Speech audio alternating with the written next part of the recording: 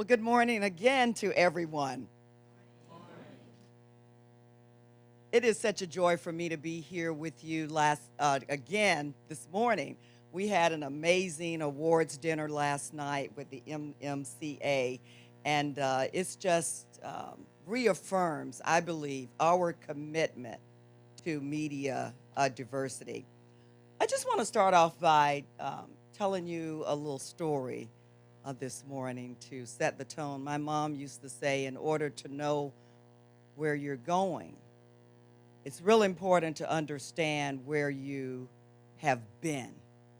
So I want to tell this little story. In 1966, 2 years before the Kerner Report, the show Star Trek debuted on television.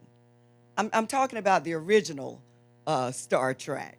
The original Star Trek in 1966 debuted on television. Though the country was struggling with civil rights, let's think about, even if you were not alive at that time, I know your history. We were struggling still with civil rights in 1966. Nichelle Nichols, a black woman, was cast as one of the officers in command of the starship, one of the first major primetime roles for a black actress. Miss Nichols spoke in interviews about the prejudice she faced at the time. Oh, you can imagine, even being turned away from the studio's entrance because the guards thought she didn't belong there. At the end of the first session, she decided to leave. The end of the first season, she decided to leave.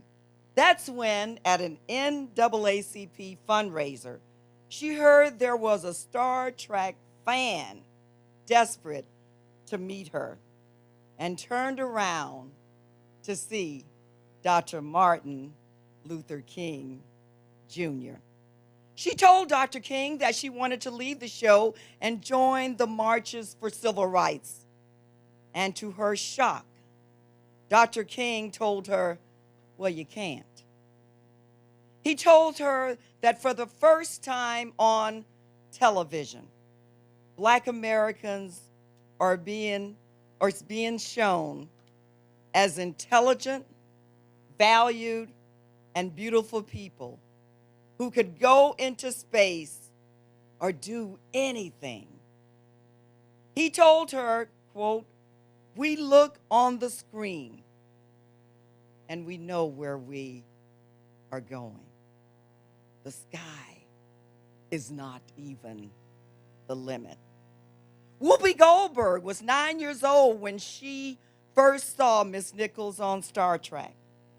And she recalls how she went screaming through the house, shouting, come quick, come quick. There's a black lady on television, and she ain't no maid. She goes on to say she knew right then and there that she could be anything she wanted to be. Nichelle Nichols not only stuck on the show, she leveraged her iconic role to recruit women of color to be NASA astronauts. In 1992, we all celebrated. You celebrated now, even if you were not born at that time, Dr. Mae Jemison. Partly inspired by Nichelle Nichols, she became the first black woman to travel into space. The point is this: the moment when a young child first sees a cultural icon that looks like them, that moment, that one very simple moment that we sometimes take for granted, can change everything.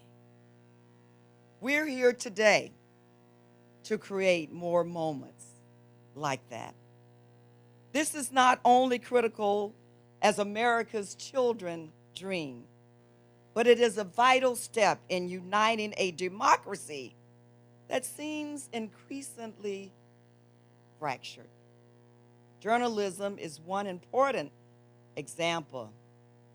Jelani Cobb at the Columbia School of Journalism has argued that when newsrooms lack representation, they oftentimes miss critical facts and crucial stories.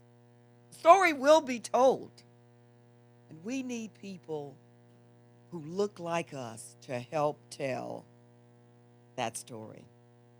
Yet, even as our nation has become more diverse, we have seen stagnation and representation in the media sector. Look at the numbers, they speak for themselves. Rural communities and minority outlets, and even major metropolitan newspapers have been bought up, dismantled, or simply could not survive. We cannot expect Americans to adapt to an increasingly multicultural and multi-ethnic nation if their news and entertainment does not reflect that reality. The Kerner Report over 50 years ago called for an adjustment.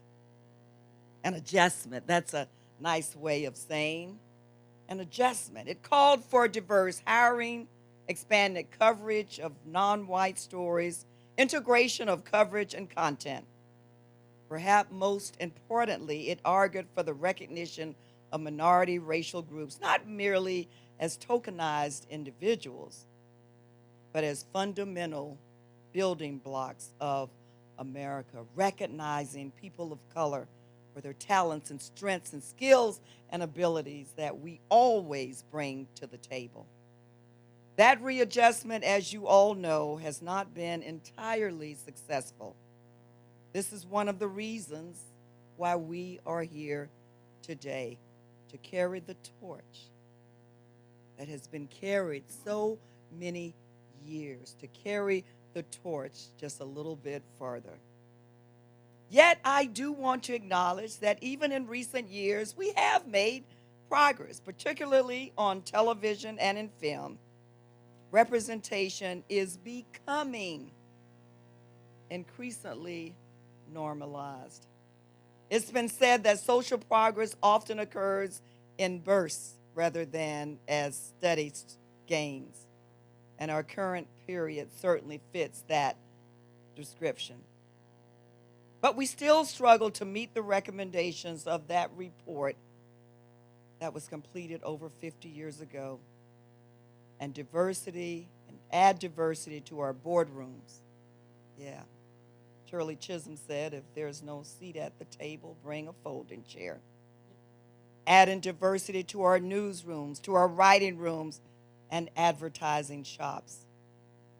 So I thank you all. Thank you, David Morgan, for leading in this area. And I thank all of you, to our amazing panelists who are here with us today, and our moderator. Thank you for being here for this important and exciting discussion. We too